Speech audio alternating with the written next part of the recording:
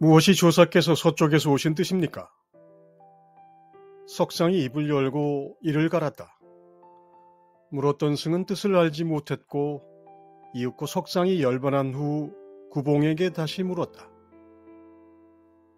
선사가 이를 깨물은 이유가 무엇입니까? 내가 차라리 혀를 자르는 것이 맞지. 임금님 이름은 범할 수 없겠다. 다시 운계에게 묻자 운계가 답했다. 내가 선사와 무슨 원한이 있겠는가? 석상과 구봉과 운계에 이르는 세 스님에게 물림을 당했으니 물은 스님이 가슴이 많이 탔겠습니다. 특별한 질문을 한 것도 아니고 조사가 서쪽에서 온 뜻을 물었는데 말입니다. 석상은 대답 대신 교치, 즉 이를 갈고 돌아가셨고 구봉은 차라리 혀를 자르겠다고 말합니다. 두 스님은 그야말로 대답하느니 죽는 것이 낫겠다는 투입니다.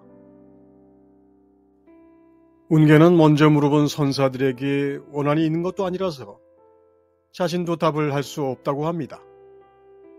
말을 하면 원한이 생긴다는 뜻이기도 하니 이것 역시 동일한 수준의 답변 거부입니다. 단순히 답을 하지 않는 것이 아니라 답을 하느니 죽는 것이 낫다면 답에 대해 충분히 설명하고도 남았습니다. 처음부터 이를 갈지 않았어야 할지도 모르겠습니다.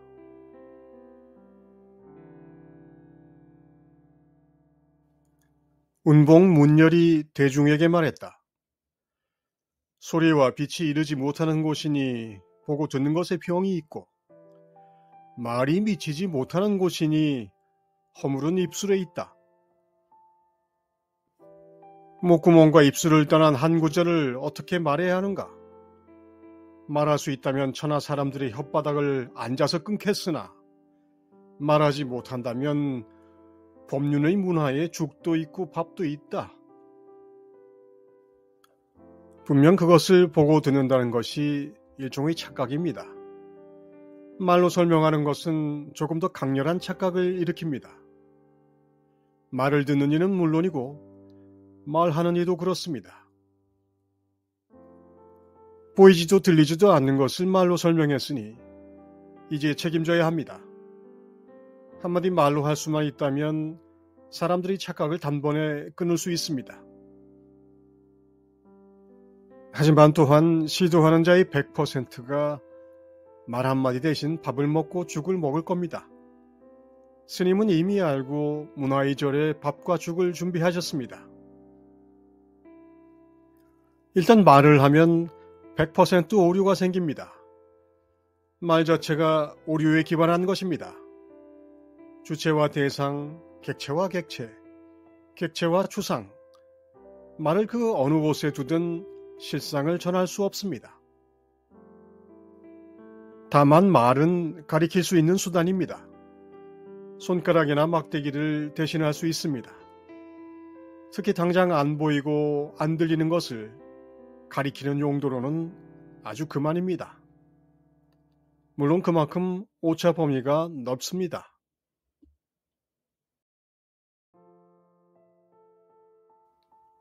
오조 선사가 손을 벌리고 어느 승에게 물었다. 어째서 손이라 하는가? 스님의 질문이 꽤나 앞장서서 나갔습니다.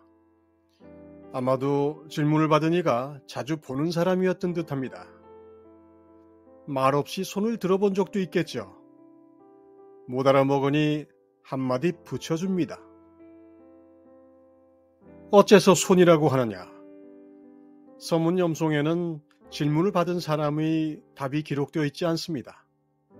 그렇다는 이야기는 이 문답은 동작과 질문으로 답이 이미 주어졌다는 뜻이겠죠. 이 친절한 법문을 제가 굳이 풀어 헤쳐야 할 이유가 있겠습니까마는 제가 손을 들면 무언가를 들었다는 생각보다는 손을 들었다는 생각이 들죠. 하등 이상하지 않습니다. 그런데 그게 이상한 겁니다. 왜 그걸 손이라고 합니까? 왜 손목, 손가락, 손바닥, 손마디가 아니고 왜 앞발이 아니고 손이라고 하는 겁니까? 다른 답도 다 마찬가지입니다. 왜 그러는 겁니까? 든 것이 손이라는 이름을 가진 내가 그렇다고 여기는 그 무엇이라는 전제가 없다면 당연히 이 질문은 가슴을 덜컥거리게 만드는 명문입니다. 어째서 손이라 하는가? 감이 오지 않는다면 다시 밥을 먹고 죽을 퍼야 하겠습니다. 하지만 감이 오지 않더라도 이 질문은 엄청난 철학적 질문이기도 합니다. 서구 근대 철학의 주제입니다. 왜 손이라고 하는가?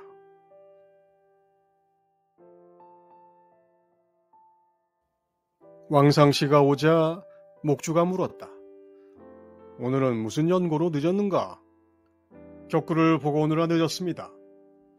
사람이 공을 치든가 말이 치든가 사람이 치지요. 사람이 피곤한가? 피곤합니다. 말이 피곤한가? 피곤합니다. 돌기둥이 피곤한가? 상씨가 망연해 대답이 없었다. 상씨가 집에 돌아와 한밤에 호련히 뜻을 알았고 이튿날 스님을 뵙고 하려었다. 목주가 다시 물었다. 돌기둥이 피곤한가? 피곤합니다. 목주가 상씨를 인가했다.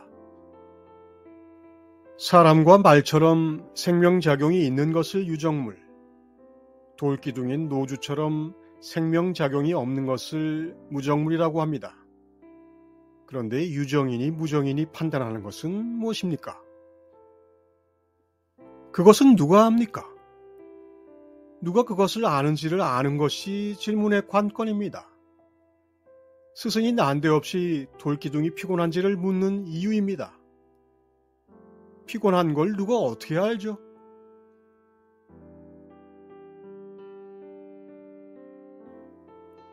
형제들이여, 너 자신을 알라. 너 자신을 알면 하나님을 알게 되고 하나님을 알게 되면 하나님을 바르게 섬길 수 있게 된다. 자신을 아는 자는 자신의 시간을 깨닫는다.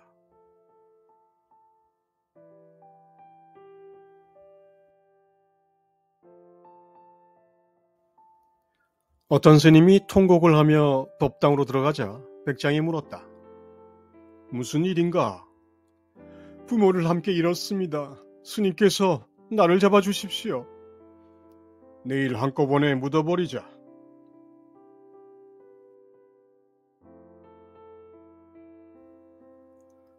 죽은 자들이 그들의 죽은 자들을 장사하게 하고 너는 나를 따르라.